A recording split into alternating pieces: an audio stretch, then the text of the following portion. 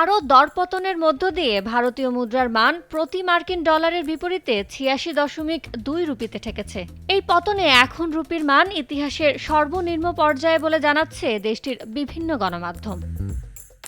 The Indian express বলছে, শুক্রবার লেনদেন শুরু হয় ডলার প্রতি ৮৫.৮৮ রুপিতে এবং শেষ হয় সর্বনিম্ন ৮৫.৯৮ রুপিতে। পতন রুখতে দেশটির কেন্দ্রীয় ব্যাংক বাজারে ডলার বিক্রি করছে।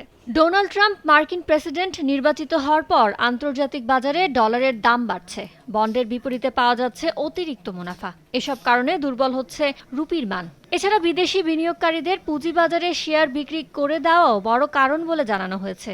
জানুয়ারিতে এখন পর্যন্ত ২১,৩৫৭ কোটি রুপির শেয়ার বিক্রি করা হয়েছে।